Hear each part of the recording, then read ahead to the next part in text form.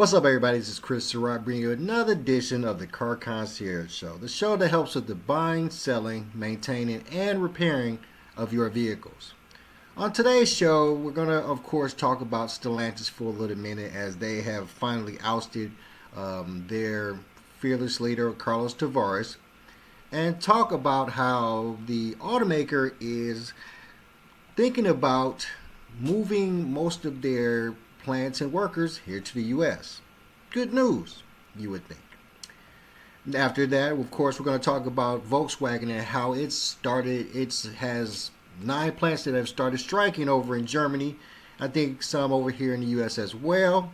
And last but not least, we're going to jump into a conversation about GM as they set on one hand to sell a part of their ownership to a battery plant over in Michigan, and on top of that, they are going to be accountable for about $5 million in charges for their joint venture in China. So let's jump right in. So of course, we always talk about Stellantis, and it has come to a head. Stellantis's fearless leader, as I said, Carlos Tavares, has stepped down. And of course, they've already started the process of looking for somebody to replace him. But what we found out from this, the CFO has stepped forward and started to do the talking for Stellantis. So they've decided that they're going to make a whole bunch of moves when it comes to Stellantis and the U.S., which would kind of make the U.S. a little bit happier. Let's check it out. All right, so we head over to Yahoo Finance. This is a story by Eric D. Lawrence of the Detroit Free Press. Stellantis CFO automaker could shift production to U.S. to cope with tariffs. Stellantis will adjust as needed in the face of potential tariffs that might be imposed by the incoming Trump administration, according to the company's chief financial officer. In a wide-ranging conversation Wednesday during the Goldman Sachs 16th Annual Industrials and Autos Week, Stellantis CFO Doug Osterman left open the possibility that the company could shift production to unallocated plants in the United States, such as Belvidere Assembly in Illinois, and make other arrangements. We have available capacity in the U.S. that will allow us to adjust, he said. It's not ideal for us as it won't be for other automakers. He talked about the cost. President-elect Donald Trump has threatened 25% tariffs on goods from Mexico and Canada, for instance, and Osterman noted that the automaker has significant production in the two countries at great plants with great cost. Like I said, the company has a stated strategy of moving more production to lower-cost countries, and Osterman brought that up later in the conversation in discussing how it would manage changes related to pricing, areas where clearly we need to build back trust. Osterman was speaking only days after Carlos Tavares resigned abruptly as CEO of the automaker in the face of significant sales, inventory, and market share struggles in recent months. Tavares' exit had been anticipated at the end of the next year, with a search for a successor underway, but the timing Sunday was a surprise. Stellantis owns Jeep, Ram, Chrysler, Dodge, and Fiat. Osterman noted that he wasn't privy to the full scope of the discussion between Tavares and the board, but he acknowledged some disagreement on what the priorities should be and how to run the business in the short term, specifically during the remaining months of Tavares' tenure. Another area of division was in how the company interacts with key stakeholders such as suppliers, dealers, unions, governments, and the governments in the areas where the company operates. Those are areas where I think clearly we need to build back trust, Osterman said, noting that there's a strong desire of the management team to work on that. I don't think there were any real disagreements on long-term strategy. Osterman painted a picture of a company primed to overcome its current issues, noting good progress on reducing the excess inventory. He said this year is clearly not representative of the long-term potential of the company. Among the issues that have handicapped the automaker more recently are the gaps between its product portfolio. He pointed to the coming mid-year replacement for the Jeep Cherokee as an important part of addressing that problem. That's a big hole for us, he said. Stellantis has other vehicles coming as well, including a range extender, Ram pickup, and numerous electric vehicles, he noted. The company's new multi-energy platforms will allow it to produce vehicles powered by gas, electric, and hybrid technology, which the company has been touting as a significant advantage in complex markets. Osman, who had been Stellantis China Chief Operating Officer, was named CFO in October as part of a management shakeup at the company, replacing Natalie Knight.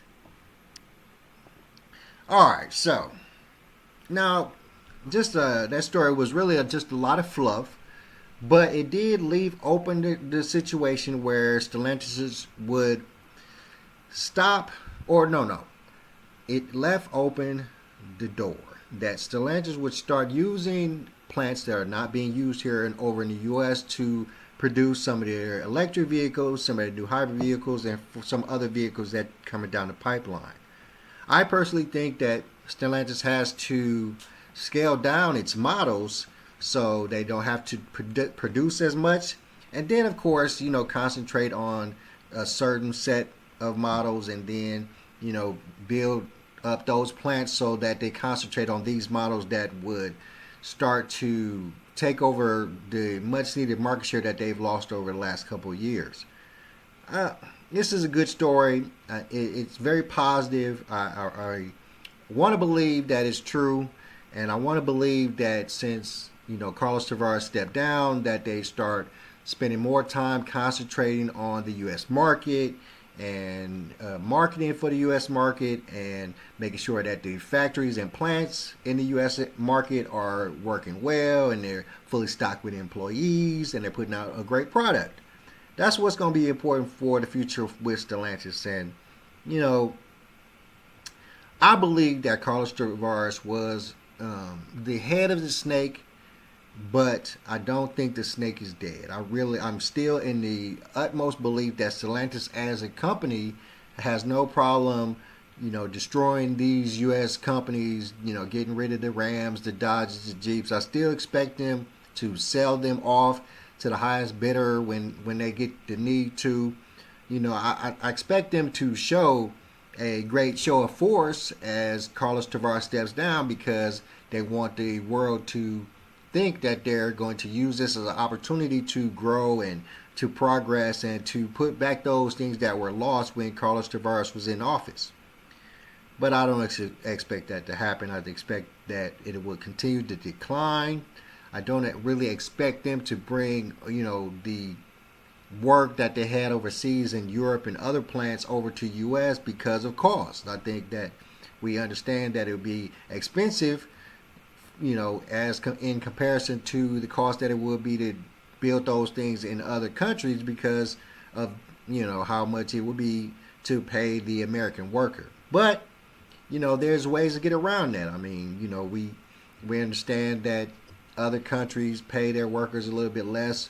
We understand that even some countries were not paying their workers at all, and American companies and European companies were taking advantage.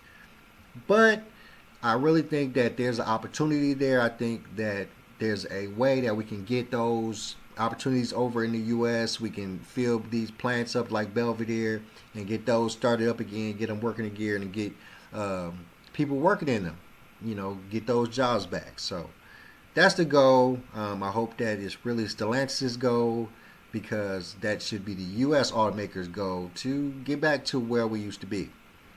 All right, so let us move on. So, of course, there's been strife and terror all through the automaker industry. We know we talk daily about Stellantis and everybody else, but it is new news, and I've been bringing it to you the last couple of weeks, but it's new news that Volkswagen is going through major problems as well. Nissan too, but Volkswagen is going through some things. And the thing with Volkswagen is that most of their factories over in Germany, so they're having a situation where they're starting to have striking over in their factories over there. I really don't think that the UAW's out that way, but I'm not sure. But let's check it out. Angry but determined, thousands of workers streamed out of the Volkswagen factory in Hanover in an attempt to hang on to their jobs and salaries, as Volkswagen threatens to cut pay, positions, and even entire car plants as it tries to balance the books. The The same is happening at 8 other factories across Germany. It can't be that the board earn millions and we're left with nothing. Everyone knows the mistakes were made by management, not us. Volkswagen is Germany's largest private employer. There is a sense it is too big to fail. So there is a quiet confidence among the crowd that strikes will turn negotiations in their favour. But the company says this is not a short-term crisis. Demand is down in China, and electric vehicle sales in Europe are much lower than expected, say analysts. We had a dramatic change in demand. So we're like 2 million shorts in demand in terms of units in comparison to 2019. So the cake is smaller. We just don't need as much capacity as we have right now. Market share. And that's what all of these auto dealers, automakers are dealing with, is the loss of market share. You know that there's been, Tesla, Polestar, VinFast, Fisker, Derek Bailey's electric vehicle, BYD, Rivian. There's been so many new automakers that have been added to the market over the last couple of years that it is choking the mess out of these other automakers. They used to be at the top. They used to be the only ones. I mean, for the longest time, who were the only automakers? You had the Fords, the Chrysler, the Dodge, the Jeeps, the Volkswagens, the Nissans. These people dominated because they were the only ones, and then they kept on producing more and more models, trying to compete with the other automakers, and that's what brought them to this problem.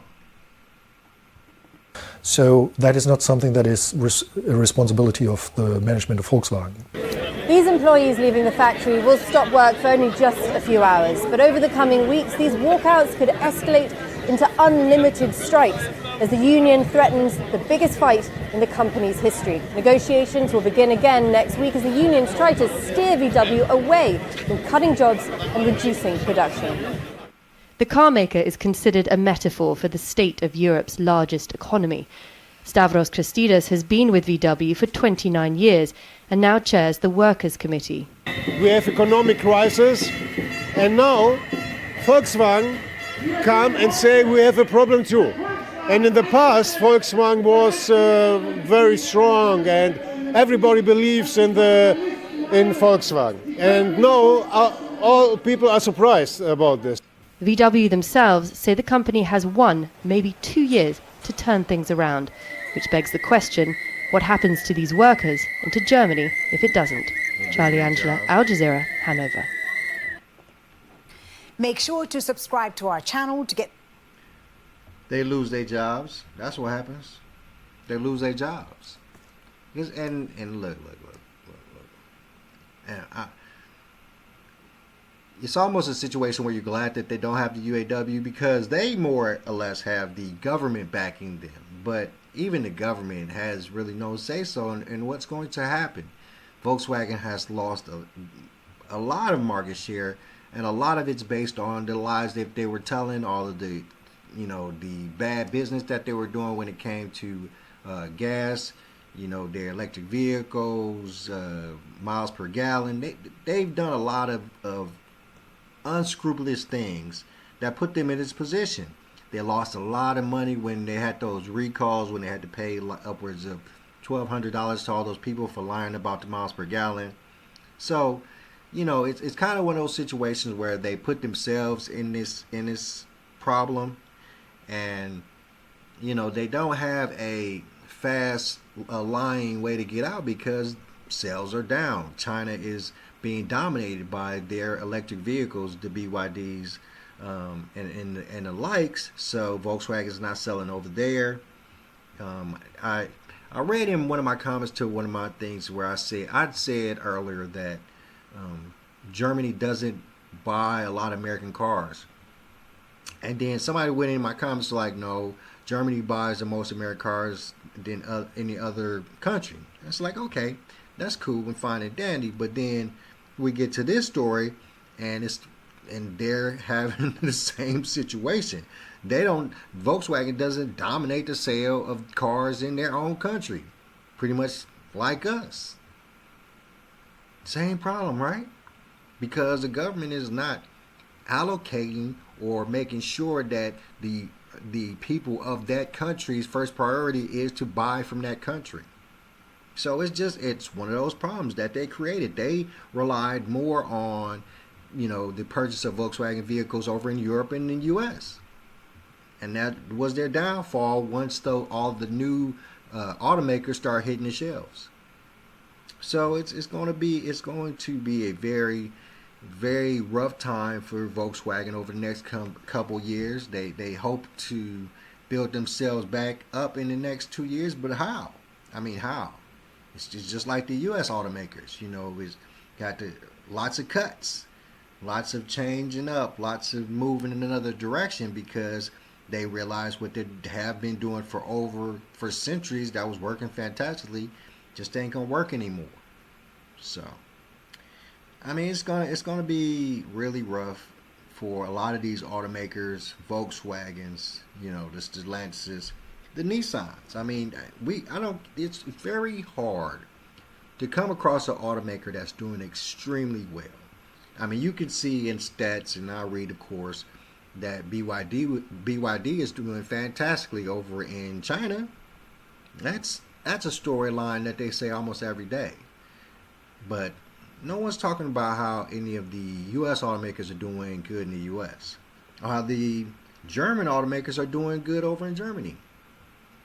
How the European automakers are doing good over in Europe.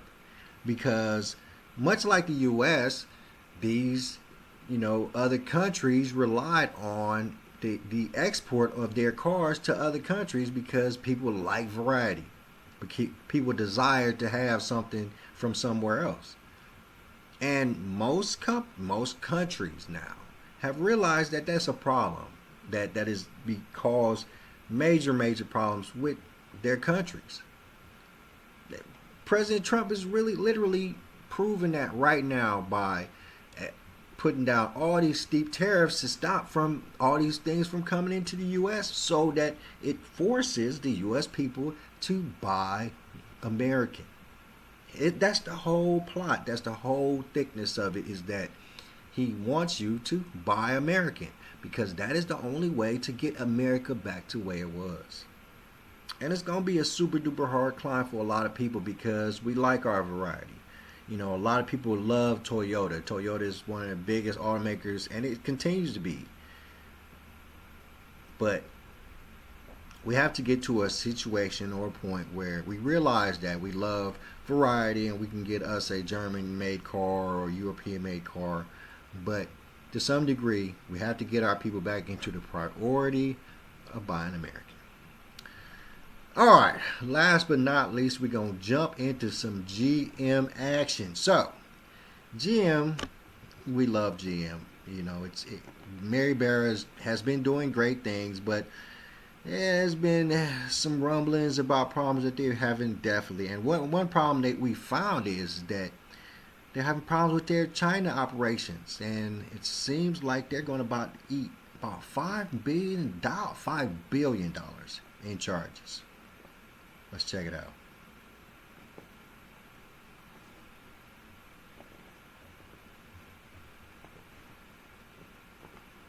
Motors told investors on Wednesday it would take a more than $5 billion hit on its joint venture in China, sending its shares lower in morning trading. GM's China division, once a profit engine, is now losing money. The non-cash charges include $2.6 to $2.9 billion for restructuring costs and $2.7 billion for reduced joint venture value. GM has struggled to compete with car makers in China, the world's largest auto market, as they are partly buoyed by government subsidies. GM partners with SAIC Motors in China to build Buick, Chevrolet, and Cadillac vehicles. CEO Mary Barra has been transforming GM's China operations and told investors in October that by the end of the year, there would be, quote, a significant reduction in dealer inventory and modest improvements in sales and market share. The automaker lost about $350 million in the region in the first 3 quarters of this year. Stiff competition and a price war in China have had visible effects on other automakers as well. Volkswagen, while now the best-selling brand in China, is trying to Now, how are they saying Volkswagen is best selling brand in China when we just got done talking about how Volkswagen having all these problems? Don't even make no. I think sometimes these stories they don't be getting things right. But what I wanted to say was that why would GM be having See, that's just that whole situation where the Jiaqiang area of China or whatever, where they got forced labor and all this kind of stuff. This is what I'm talking about. See, they just said that the majority of the GM cars, Cadillacs, and other ones are being made in China. There was I think I might have told the story already, but there was a 2024 Honda Prologue. I'm not sure how it's pronounced, but it's a new Honda EV vehicle, real nice EV vehicle. I had to do some repairs on, and the VIN plate said that this Honda vehicle was made by General Motors. I kid you not. I'm gonna probably show it on a later show or not. This Honda Prologue is made by General Motors, and it was made in Mexico. I'll show it to you one day. I'm gonna bring the picture, but this is what I'm saying. It's one of those situations where we just don't. We've outsourced so much that it's like we can't do it in-house anymore. Remember the good old days when we relied on doing it ourselves, how we would save money, how it would get done in the time that we needed to get done. It was all about if you need it done right correctly, you got to do it yourself.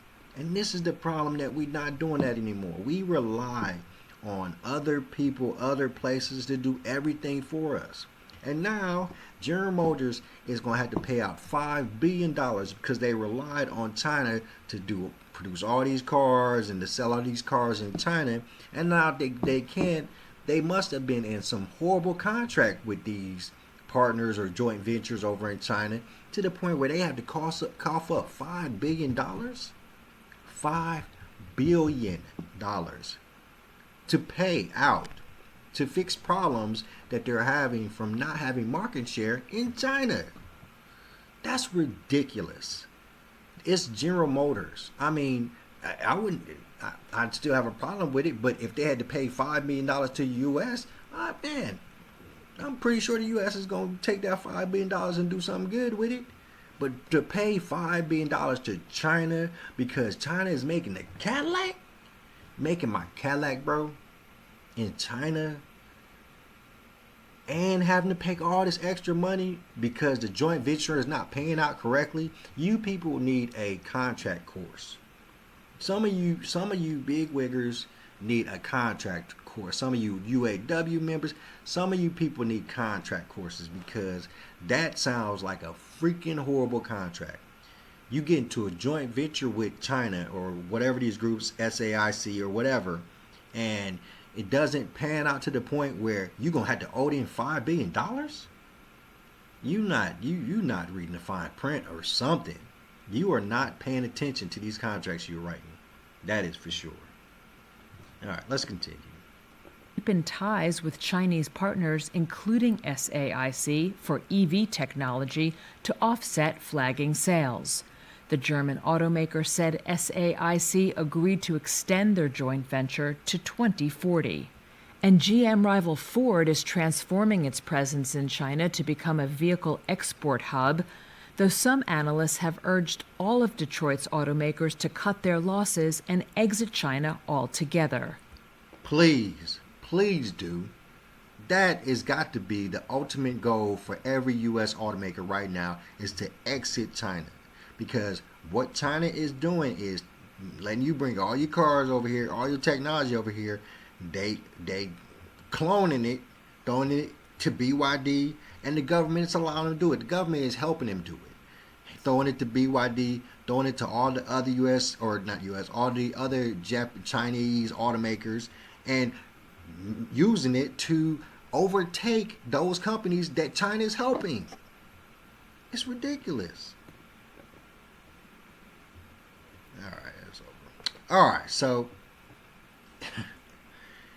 it's ridiculous, guys. It's one of those situations where I just don't get it. But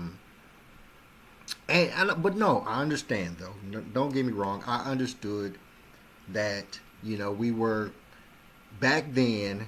We just realized to a umpteenth degree that it would be beneficial to us that we would pay cheaper for certain products if we got them from other countries. I understand that. I understood that it makes sense. It made money. But now we realize that has been a detriment to us, a complete and utter detriment to us. We've gotten away from factory work. We've gotten away from the strong base of the people who we are. We've gotten away from building our own, thinking about our own, the technologies, our own minds, and just relied on other countries. And it is backfired. It has put us in a position where we rely on them so much that we rely on them so much that we can't even move without. There's a story that I want to do, but I probably wouldn't have time. But it's about the All-American car. And the fact is that there is no All-American car anymore. Every car that is on the road today, no matter who made it, has at least one part from China. Every one. There's not one car on the U.S. roads at this time that has not one part from China. I could be wrong. You prove me wrong if you want to, but I'm fairly certain that's what the article read. I didn't read the whole thing. I had time, but I'm gonna go back and check it out. But that's what it was talking about. It was talking about that there's no way which is the way it should be, is that we have to get back to, we've lost so many jobs and factory jobs and so many layoffs because, they didn't need that part, or they didn't need those cars to that extent anymore because so much market share is lost, cars not going out, cars don't need to be fixed as much, blah, blah, blah. And it's just one of those situations where, we have to go back to a situation where you can go down the street and get it. Remember that back in the wild times ago. Whatever you needed, you should be able to go down the street and get it. And that went further. You can go to the next state over and get it. You can go 2 states over and get it. But where we went wrong was where you can go a country over and get it. And you can go and keep getting it from that country and not ever get it from the U.S. All right, so now we realize that GM has this $5 billion debt that they created with their joint ventures in China. So how did they decide that they was going to fix that problem? Well, they're going to sell some of their property over in Michigan. Let's check it out. General Motors has reached an agreement to sell its stake in a nearly completed electric vehicle battery plant in Delta Township. LG Energy Solution of South Korea is the buyer. The companies expect to close the sale by the end of March. Financial details of the deal have not been released. GM has put about $1 billion into the Lansing factory. The automaker expects... Wait, did they say that they were selling in South Korea? I gotta go back. Hold on. The end of March. Financial details of... Plant in Delta Township. Nearly completed electric vehicle battery plant in Delta Township. LG Energy Solution of South Korea is the buyer. The companies expect to close the sale by the end of March. Financial details of the deal have not been released. GM has put about $1 billion into the Lansing factory. The automaker expects to make that money back. The 2.8 million square foot Lansing plant employs about 100 people. It is on track to have about 1,700 workers. The factory was set to open this year, but with this sale, that opening date is unclear. Now, in a statement to News 10, General Motors said in part, quote, "Together with LG Energy Solutions, we've built Ultium cells into one of the largest battery cell manufacturers in North America. We're focused on optimizing our battery technology by developing the right battery chemistries and form factors to improve EV performance, enhance safety, and reduce costs, unquote. There is a All right, so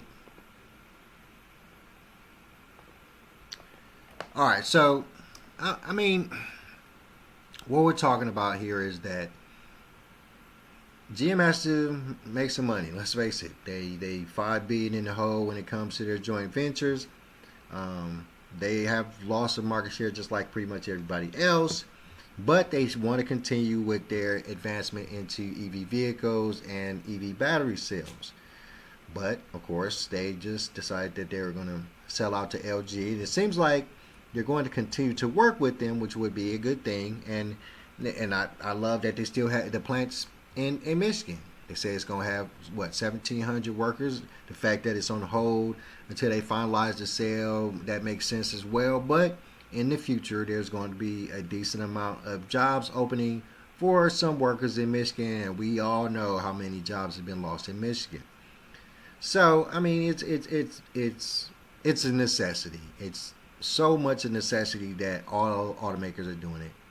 And I still applaud GM, Mary Barra. She's still, as far as I can tell, still doing a great job. Still moving moving the chains as it needs to be moved. You know, selling their stake in this factory, but still controlling something, part of it that it will help you with your endeavors into EV vehicles is a good idea. You get some money back, you pay off that debt off in China, you keep moving forward. That's all you can really do. I'm just happy that there's factories still being built, that there's going to be openings for people in Michigan, and let's take the positives where we can get them, guys. Let's just do that. All right, let me go and jump up out of here. It was always a pleasure. My name is Chris Surratt. Thank you for tuning in to another episode of the Car Concierge Show. Please like, share, subscribe.